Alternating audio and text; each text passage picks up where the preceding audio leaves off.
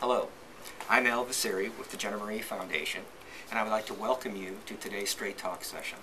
This session is brought to you by the Straight Talk Task Force, comprised of members of the Jenna Marie Foundation, the Youth Services Bureau, the Communities That Care Partnership, and the State College Area School District faculty, staff, and administration. Many of us are parents, and among us we have experienced kids who have used illegal drugs, consumed alcohol underage, have had mental health issues, have been cutters, and even have completed suicide. We believe that we are all in this together, and that we all need and can provide one another with support and compassion in order to make life in this community better for our kids now and in the future. Today's program features Stewards of Children, an evidence-informed training program that teaches adults how to prevent, recognize, and act responsibly toward child sexual abuse. In order to promote open dialogue, actual Stewards of Children programs are not taped. So for this video, we will have Denise McCann of the Youth Services Bureau interview Cameron France of the Center County YMCA. Both of them are actively involved in the mission of Stewards of Children, and both of them will be participating in our March 29th Stewards of Children session. At the conclusion of this discussion, we will provide you with contacts and resources if you wish to follow up. And now, Denise. So Cameron, tell me about Stewards of Children. What exactly is it? Well, Stewards of Children is a training program for adults in our community. And the program really has three areas of focus. Prevention, and then also recognizing if a child is being abused, and then what do you do? How do you react responsibly? So how does the training and how does the Stewards of Children program work? Well, it's a 2-hour training, and the training really focuses on, like I mentioned before, the responsibility is with the adult. So our goal with Stewards of Children is to train 5% of Center County. And what they say about 5% if you train, you'll keep the children the safest. So when you talk about 5%, what does that mean for Center County? How many adults is the goal to train? Our goal is 5,800 people, and as of today, we've trained about 3,400 people. So we're well on our way. Well on our way, but we're on track, but we still have a ways to go. And also, we're not stopping at 5,800 people. We don't want, once we reach that goal, we're not going to just stop the program. It's something that we want to continue for years to go. So probably most people in Center County would say, why do we need this here? Center County is a very safe place. Can you talk about what you would say or how you would encourage them to attend the training?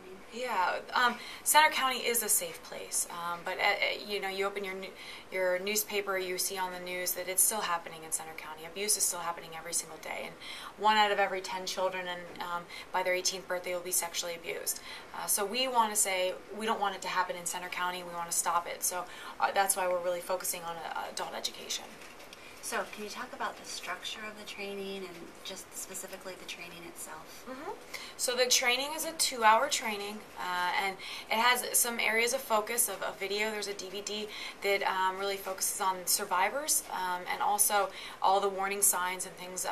But our goal, like I mentioned before, is prevention, because we'd rather prevent child sexual abuse than have the intervention. So it's 2-hour training, and it's free right now for any Center County residents. And we have facilitators. We have about 26 facilitators that are available to come to your organization or set up a community training, so at any point. And the facilitators, they have to be certified or registered, and they went through a training as well to become a facilitator? Yeah, the 26 facilitators in Center County went through an all-day training, and also we did a lot of partnering up during the facilitating to make sure that everyone was, comfortable with that. And yeah, they're very certified and ready to talk about it. And so facilitators have been doing those trainings for a year and a half now, or close to 2 years? Almost 2 years now. I've been doing it exactly 2 years. So. And what kind of groups, who's getting trained, what kind of groups, or who should get trained? Anybody, even if you don't have children of your own or you don't have direct contact with a child every single day, you run into a child while you're at Walmart, you run into a child on your street, and you have the potential. I mean, if you visualize your neighborhood right now, there's a good chance that there's at least 10 kids in your neighborhood, and you have the potential to save one of those 10 kids in your neighborhood. So, and we have And it's not just for nonprofit organizations or churches, but we also have some for-profit companies that just say, our employees are also community members and they need the training too. Their employees are parents, their employees might be volunteer coaches. Yes. They're out there in the community as well working with kids. So I think your emphasis is great when you talk about it's the responsibility of every single adult in the community to get this training and to keep kids safe. Yes. So can you give me an example about how the training keeps kids safe? What kind of things do people take away from the training that will cause them to think about that?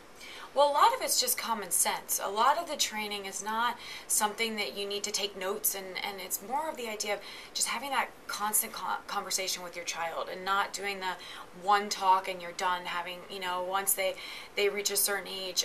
We did a training and a woman said to me, I have a 14-year-old son, and I never had a conversation with him about these kind of things. And she said, is it too late to have that conversation? I said, no, it's never too late to have that conversation. So just having that open communication with your child. And the other thing, too, is being, when you have that gut feeling about someone, a lot of times we turn our head. We live in a society that we might not be willing to go up to a person and have a conversation, someone that's kind of makes them feel uncomfortable, or there's something that they feel it's creepy, but as long as you're safe about it, your safety is obviously important, and obviously the safety of the child, but not forgetting those gut feelings, and a lot of times we are. So those are just two examples that we're really trying to encourage. Right, that trusting your gut thing is, we don't want to be rude to someone or not let, if a stranger is saying hello to our child and we get that gut feeling, well, if we pull our child out of the situation, we're taught that's rude. But no, you got to stick with that gut. Yeah, and 90% of children that are abused sexually, or 90% is someone that they know, someone that they trust. It's not the stranger in the park, and we still encourage the stranger danger in our schools and teaching that, but that's not the case most of the time. And I think that goes back to what you said about it's not just one talk, like you don't have just the sex talk with your kids, but you have those ongoing conversations, and not always about a topic, but just checking in with them. So what did you and the babysitter do today? And, making sure that what you're hearing from your child feels okay.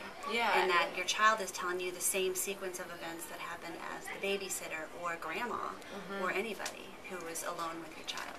Yeah, and I mean, you send your child over to a friend's to spend the night, and you obviously trust the parents that you're spending the night with, but there could be a friend that came over. So the idea of when you're asking your child, how was the sleepover, really ask your child how the sleepover was and who was there and what's going on, and not think that just because you trust the adults in the house doesn't mean something could have happened.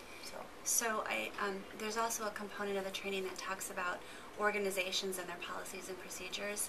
Can you elaborate on how that also keeps kids safe? Yeah, we talk about like code of conduct, but a lot of organizations, they do the background checks, and they think that that's enough. They'll do the child abuse check and the criminal check, and some of them do FBI fingerprints, but those checks, they mean that you don't have a record, and it doesn't mean that there's still not someone in your organization that could be abusing children, and so really monitoring the staff and not thinking that just because they don't have they passed all those criminal checks that they're okay to be with children. So there's still that monitoring that goes on. There's policies about when and how you meet with kids, so you can have private conversations or confidential conversations, but maybe you have them in a public area, which you can still maintain confidentiality, but you're not behind closed doors. Yep.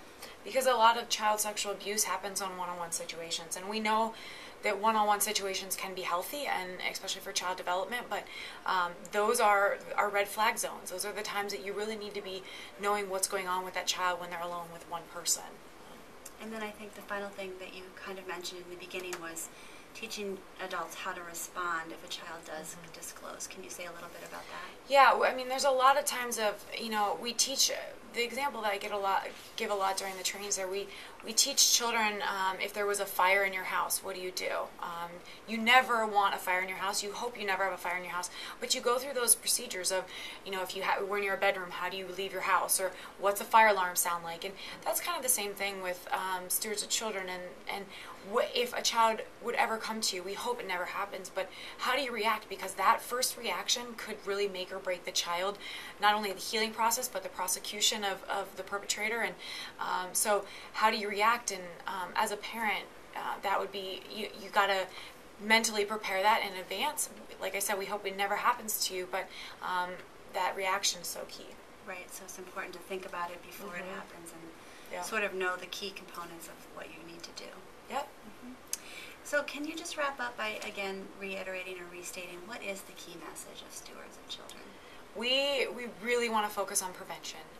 It's one of the only programs out there that focuses on child sexual abuse that says we understand that we need the intervention, we need to know what the warning signs are, we need to know how to react responsibly, but we want to prevent it. We don't want it in our community, we don't want any child to be in that situation. So that's our, the key of Stewards of Children is really prevention, and also adult education, because a lot of times we put the pressure on the child to say no to an adult, or we teach a child all these things, but I couldn't imagine a 5-year-old saying no to an adult. Sometimes we teach them to respect adults and act in a certain way with adults. So it's the idea is that it's an adult responsibility, and it's an adult prevention program. Thank you.